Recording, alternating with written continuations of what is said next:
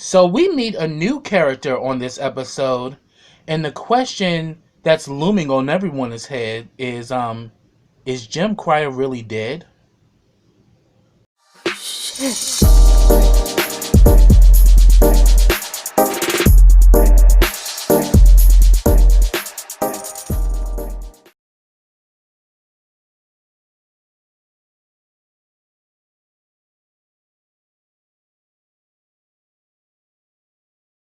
Hey, what's up, everybody? Welcome back to KRSTV. This is your boy Kenny.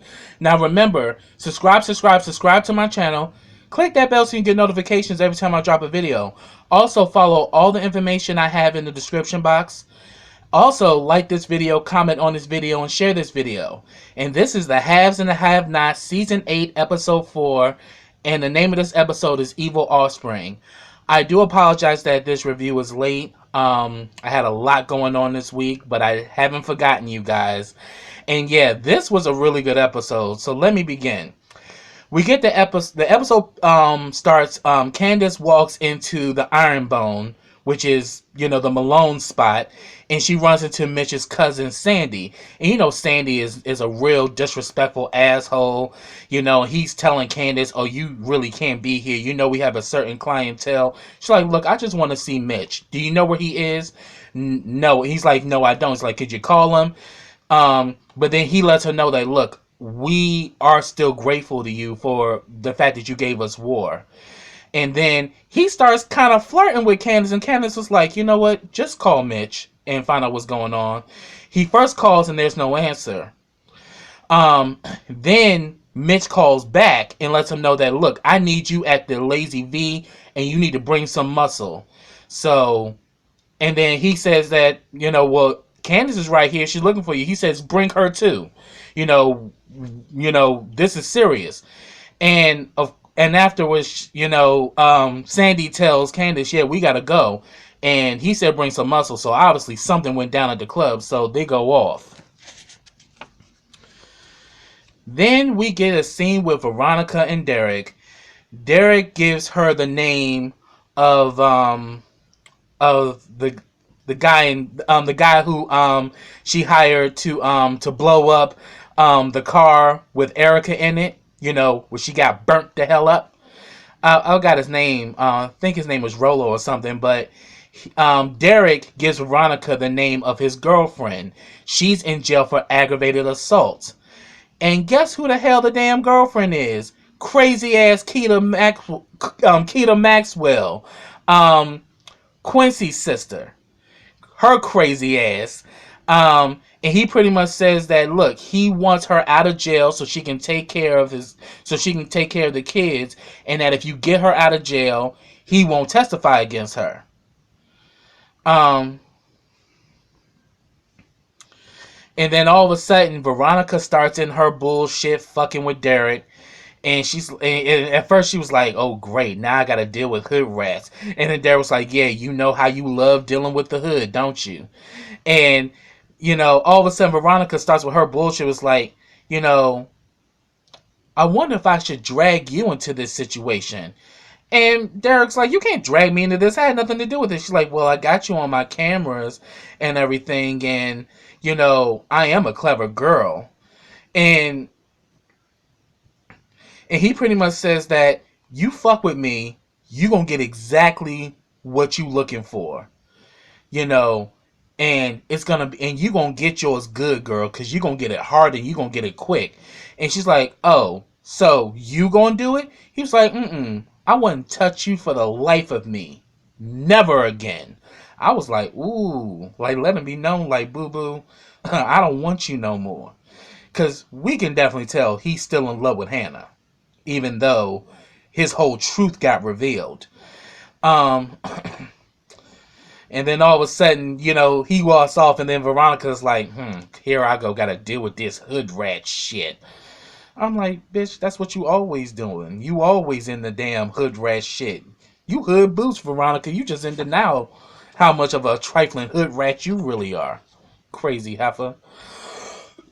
So then at the hospital, we get a scene with David, Jeffrey, and Madison. They come up to Madison and ask him about Jen Cryer. he lets him know that he's still in surgery. And he told him to go. He directs David where to go. Then Jeffrey and Madison, you know, they start talking, and you know, and he pretty much lets Jeffrey kind of lets Madison know it's been a long night. You know, my mom, sent some thugs to kill me and my dad and all of this shit. And Madison tells him to come here. So I'm gonna get back to them later. So we go back to Detroit with Charles. Charles has a visitor, and the visitor is Senator Connelly West. And guess who it is? Cosby alumni himself, Jeffrey Owens, is playing this role. And in this shit, we see that damn Connelly West is a piece of shit, and he got a lot with him. And then got a nerve to be judgmental, and he got all his shit going on. So they're pretty much friends. They've known each other for years. And, Charles asks about, his wife Margaret, and he says, she's in Martha's Vineyard. And immediately Charles is like, that's not good. Usually when she in Martha's Vineyard, things aren't going well. But he kind of just diverts the conversation and was like, well, look at you, president-elect. It's going to be great working along with you, And he's like, yeah, we've been friends for a long time. And he's like, and Connelly says that, yes, I worked for 6 administrations in the past. And he's like, and now mine will be the 7th. He starts with the bullshit and was like, that young lady you was involved with? And of course he knows he's talking about Candice. And he was like, that was a close one. She could have cost us everything. So he pretty much decides, he's going to stay for dinner and they're going to talk some more, and I'm going to get back to their asses. So then we see Benny's old stupid ass is tied up, yelling and all this shit. Some guy named Akel comes and talks to him, and he's saying, why are you doing this? And he says, your sister owes me money. And he's like, yeah, and I know she lifted that money from Jen Cryer. And here Benny backpedaling and pussy pop like it was nobody's business and was like, oh, I ain't had nothing to do with that. Oh, but just a while ago you was telling her she need to take that money and run. Oh, Jim's dead. That means you need to keep that. That means you get to keep that money. That's $8 million. No one is going to let you take $8 million and not try to put you in the dirt to get it back. And that's the thing about Benny. Benny is so full of himself and so conceited that he don't realize how stupid he is. Like, y'all should have gave that money back a long damn time ago. And the fact that it's still out there, do you really think Jim was going to let you breathe and he not get his money back? Yeah, Jim is a ruthless, arrogant son of a bitch, but you think he just gonna let you keep $8 million and you can just talk your shit and think that was gonna be okay? He done already stabbed your ass up, and you still on the bullshit. And then he starts telling them like, well, I don't know what you're talking about because Jim Cryer's dead. Like, haven't you heard 3 people got shot? He's dead. He's like, well, that means that's a serious problem. I mean, we don't go out of our way to do this for nothing. But I'm going to find out what's going on. He's like, well, can you untie me? He's like, oh, no, I'm not doing that. I'm going to go find out what's going on. And Benny just all mad and shit because he's tied the hell up. Well, that's what the hell you get for getting a freebie because you are so stupid. You ain't clocked the fact that you were being played because a girl that stacked with all that ass, she ain't doing nothing for free, honey. If you weren't thinking with your dick, you would have known that. Anyway, so we see that Jim's in the operating room. His blood pressure's dropping and he has an irregular heartbeat, and they're using a defibrillator. Haven't seen one since Jeffrey used one on Veronica's crazy ass. That was everything. That damn episode had me rolling because he just like, ding, it was done. Then David is waiting outside the operating room, Up walks Celine. She's asking how is he, and David's like, what are you doing here? And she's like, I work here. I just got off. And she's like, who shot him? And like, oh, and pretty much, David asked, like, well, why are you working here? She was saying that Jim stopped paying child support. Um,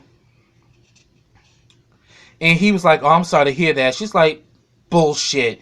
It was probably your idea. And he was like, excuse me? He was saying, I know how you two get down. You both are devils. Two devils. Like, so she's like, won't you just tell me who did it? What happened? What's going on? And he's like, I would never do anything like that. Yeah, whatever.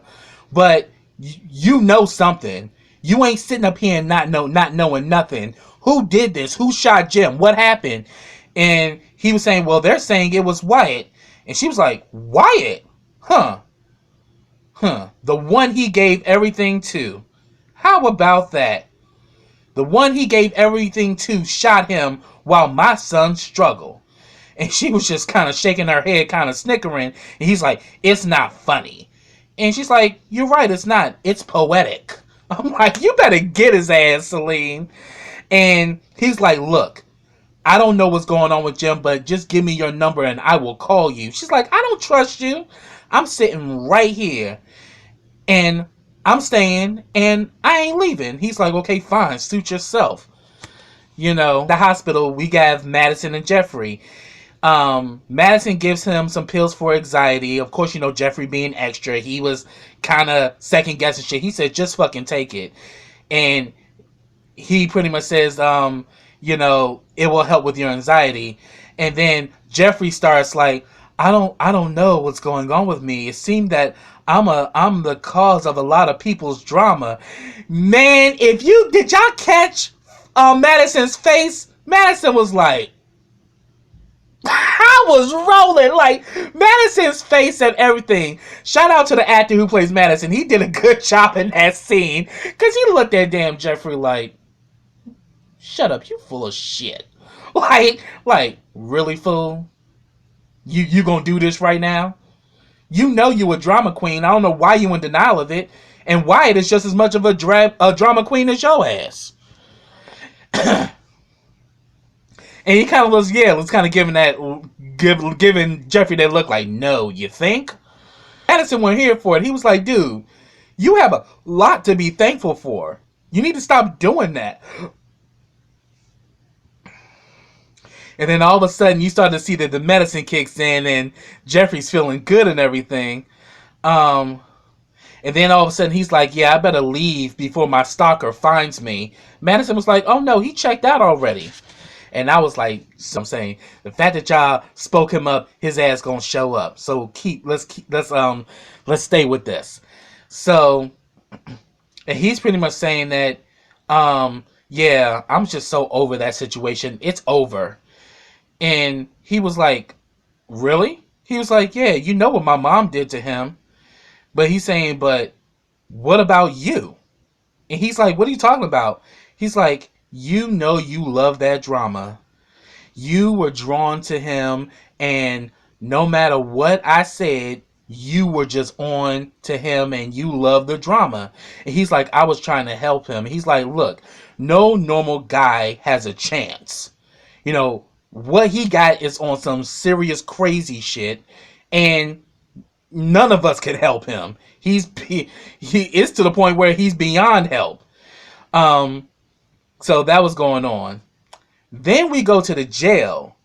Catherine decides to exude her white privilege and is not really conscious that she's in jail. She goes back and forth with the guards. They end up trying to force her into the jail. She starts, giving so much resistance that they tase her ass. And I was like, damn, Catherine. Like, they really, you was talking cash shit like your money, like your position matters. Like, you're in prison, honey. They don't give a shit about your money or about your presence or anything. And then after they tase her, we see Veronica coming down the hall laughing. And then she's like, this is just so hysterical. And she's like, I have a client that I'm here to see. And Veronica was, and then like, Catherine was like, you're here to see me? And she's like, bitch, I don't know you. I was like, damn! Veronica was vicious as hell to Catherine. They go back and forth and everything, and she lets the officers know that she's there to see Quita Maxwell. Um, and she's like, and then all of a sudden, Veronica's like, what the hell you doing in here? She's like, I'm in here for what you did. You know, Jennifer Salison. And she was like, honey, that wasn't me. Because you went for the chest, I would have went for the face. And I was like, because without the face, they probably wouldn't have recognized her ass. So, yeah. And then Catherine tells Veronica that George had her arrested and that Wyatt shot at her. And she's like, shoot, I tried to tell y'all to get that boy in line. And she says, but what about Jeffrey? She's like, Jeffrey didn't shoot me. Yeah, but he sure as hell stabbed your ass in your chest, but end up hitting your implant instead. So if Jeffrey would have had his way, your ass would have been dead seasons ago. Just saying. Catherine asks Veronica, will you help me? She says, no. I don't like you, bitch. And she's like, but you need me. And Veronica's like, no the hell I don't. You're a goner. And besides, I might even switch things around and testify against you. She's like, do you know all the hell I have on you, bitch? And she's like, do you know how smart I am, bitch? I mean, Veronica was giving nothing but straight shade and disgrace to Catherine. Just pissing on her while she down. And she tells Veronica to go to hell. And she's like, well, it seems to me you're already there. And your hair is a mess. And that damn Catherine was like, well, at least it is my hair, not a wig or a weave or a mop from the sink. I was like, ooh, bitch, you better get her. She wasn't here for that shit. Now, this situation that I'm about to talk about really showed that Connelly ain't shit. Him and Charles are having dinner. He's still asking about this Secretary of State or whatever, and he's not trying to get into that. He says that, you remind me when I was your age, and, all this is going on, and, we got our secrets and everything that we have to bear. And then he says now, Candice was a bad move, but then again, I don't blame you. And then he starts to tell him about, do you remember this woman, Deborah Limstock? And she's like, oh yeah, she ran that lobbying firm and she's married to, she's like, don't even mention her husband's name. But have you ever looked at their middle child? He gives him the photo of this kid. The kid is his. And he says that, nobody knows, pretty much politics. In the world of politics, we always got a spotlight on our asses. It's a stressful place to be in. But in this situation, you need to have a safe place. I love her, she loves me, but it's a secret, and we keep this between us, and it provides an excitement, and he's telling Charles, you deserve that, you deserve all the fun. You're now the new president-elect, and you're about to be president, and he says, now the thing is, it's not about what you do, it's how you do it. And I'm like, here he go with the shenanigans and the bullshit. And then he's like, so that's what I should have did with Candice. He was like, oh no, she's trash. She's trouble. You should have stayed away from that. And he says, if anything, what you need to do is sleep up. Someone who has just as much to lose as you. And, and then he begins to tell him, see, the situation is that the position you're in, you're looking too low. I was like, Connelly, you judgmental ass bitch. You got the nerve to be eating this man food and telling him that he's looking too low, and you got all your bullshit going on? You got some nerve. Conceited bastard. I was like, no, this motherfucker didn't. Come up in there talking cash shit, like he got it together, and you got a whole fucking scandal that you done concocted where it won't get out, but you got a nerve to be talking about him and Candice. You don't need to be talking about anything. Stuck up son of a bitch. All right, let's move on. So then we got at the bar, Mitch is talking with the bar manager and Bella's there. He's asking about Benny. They saying we don't know nothing. We don't know nothing. And then you can look in Bella's face. Bella knows something. She knows something went down. I mean, of course she was involved. And pretty much Mitch was like, I'm not leaving until somebody gives me answers about where my boy is. And the manager was like, it's closing time. Now you either leave or I'm gonna throw your ass out of here and all that. He's like, bruh, you don't want to do that. I'll call my grandmother and she will rake hell all through in here. He's like, oh really? You gonna call your grandma? Yeah, Rose Malone. Oh, there was a totally different tune with that Malone name. So he pulls that name out when he needs it, but we can kind of see more and more Mitch is being lured back into the family business. And then finally, Sandy, his cousin, and Candice show up. And, pretty much they're trying to get to the bottom of it as to what happened. But then Mitch had mentioned that, he went dancing with that girl and we ain't seen no more of him. Oh, immediately Candice steps to Bella. What happened to my brother? I don't know what you're talking about. And she's like, look, I'm trying to be a new Candice, and I'm not trying to revert back to my old ways, but I will go there if I need to. So where is my brother? I don't know what you're talking about. Oh, she hauled and straight punched the shit out of Bella, and Bella hit her back. Oh, that was the adrenaline Candice needed, because she beat her down and then broke a bottle and was about to cut her ass. And she was like, look, some guys paid me $1,000 to dance with him and to drug him, but that's all I know. He's like, do you know where they are? She's like, I don't know. And Candice was about to cut her up until the bar owner was like, no, she doesn't know. She's telling you the truth. And then Mitch was like, you know what, you're lying. You know what? Let's burn this bitch down. He's like, no. Look, I know that they drove a green truck. I don't know who they are, but, the license you can find on the camera, and, because we have cameras set up in the parking lot. And then all of a sudden, he was like, go get the damn tape now. And we can see that damn Sandy is still putting the moves on Candice like, wow, I love how aggressive she is. She's good. I like her. And Mitch was like, Sandy, shut up and just go get the damn tape. Like, just doing the most. So then we see Hannah comes home. She calls Benny, but of course it goes voicemail.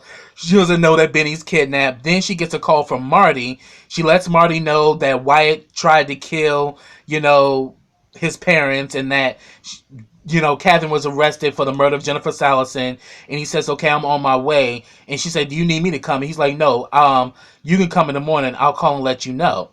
Then she gets another call, and it's from Derek. And she's like, Derek, why the hell are you calling me? And he was like, look, I talked to Candice. Candice agreed to meet with me, but I don't want to do it unless I have your blessing. She's like, don't call me again, and hung up on him. We can tell Derek still has feelings for Hannah, but Hannah wants no part of it. But Hannah, you need to address this shit. Yeah, he's the guy that raped you, but yet you have a daughter with this man. So you're eventually gonna have to face him. And, just Hannah ain't trying to do that right now because she got a lot on her plate, especially with her sorry-ass son. All right, so then we see Veronica goes to the jail to bail out Quita. And pretty much, she's like, and Quita come looking all crazed and shit. And she's like, what the hell you doing here? And she's like, you got me out? She's like, yeah. She's like, why? She's like, because your baby daddy told me to. He's like, why would he do that? We don't fuck with you. And he was like, well, I need you to write a note to your baby daddy, And she's like, I ain't writing no damn note. She's like, well, you can stay your ass in here. And she's like, I ain't writing no notes. And she's like, what's wrong, boo-boo? You can't write? You got that problem? And she's like, well, why you want me to write this note? Why? You scared he got something to give you up on? And he's like, he tried that. And she's like, well, and then she said, so why you get me out if you ain't scared? So Keita is kind of putting it out there. She knows some shit. So she's like, okay, fine. I'll write your dumbass note or whatever. And then while she writing, she talking shit like, you just don't know, do you? And she's like, what are you talking about? And Keita was like, they mad as hell. And she's like, they? Who is they? Them. And she's like, who's them, you ignorant shit? I was like, Veronica was not here for her ass. And she's like, them hood babies. You know, you the reason Rio locked up, you know, right now for bombing that car. And then 2 brothers got killed, you know, and she letting them know they in there plotting on you. And she's like, and you don't even know. That's the funny part. You don't even know. And she's like, tell those little hood rats that let them know that any of those hood rats do anything to me, they will have hell to pay. Now go run and tell them that. I was like, Veronica had me rolling like shit. And then she lets her know, you know, you only got but so many lives, Veronica. She's like, oh, well, unlike you, I have a life. You know, she said, can you spell that? And she's like, yeah, like HELLBITCH. That scene was just crazy as hell. And then she gets the letter and she's like, what the hell is this? Oh, girl, this is a masterpiece. They need to put this shit in a museum on how much ignorance is still in this world. Like, what language is this? Is this Ratchet? You writing in Ratchet language, bitch? I was like, oh, shit. And then she's like, I got your Ratchet, bitch. And she says, I can see that, bitch. I mean, look at this shit. Like, Veronica was doing so damn much. Oh, my God, that shit had me dying. Oh, my God. And then, all of a sudden, Queen's about to walk back into the jail. She's like, dummy, you going back to jail? It's this way. And then she turns to this white man who's sitting next to her like, could you read this? It's Ratchet. You ever heard of Ratchet? He's like, oh no, I can't. He's like, oh yeah, I can't understand it either. I was like, that shit was messed up. Then we go back to the hospital.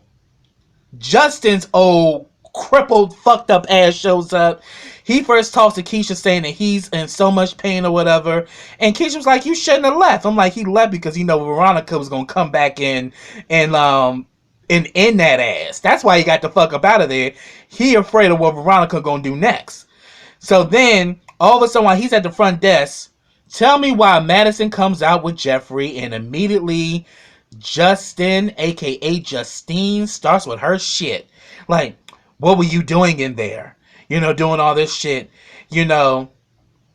And then like, you know, Madison doing his job is like, look, we need to take you in and, you know, get you some help. You know, if you're in pain. He's like, I don't need you. She can help me. Oh, but a while back, you wanted Madison. You didn't want her. Now that you saw him with Jeffrey, now you feel some kind of way. You simple bitch.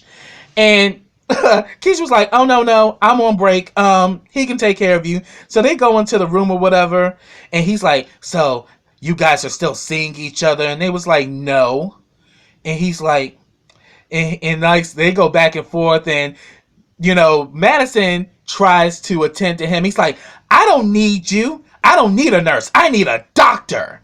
I'm like, oh, you weak bitch. You still on this shit thinking something going on. Oh, but you ain't airing out that you was flirting with Madison when Jeffrey wasn't around, though. Messy bitch.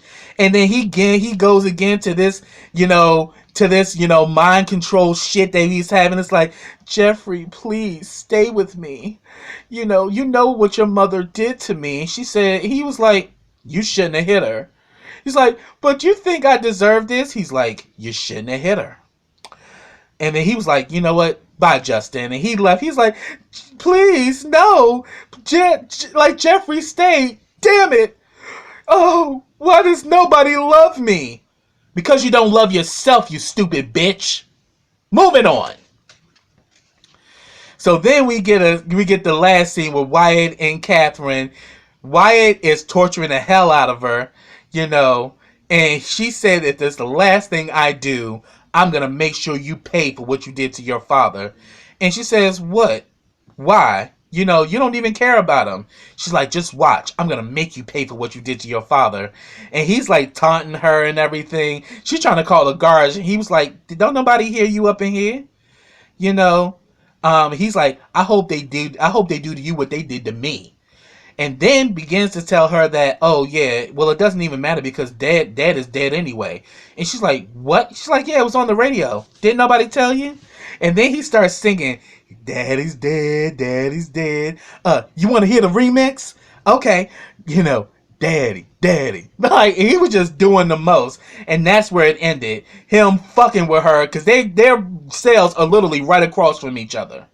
And I'm like, wow, if you really want to talk about jail, she's definitely in jail now. Now she got her crazy ass son right across from her giving her all kind of bullshit. But that's what I have, y'all. If I missed anything, put it down in the comments. I'd love to hear your thoughts. Till next time, everybody, take care.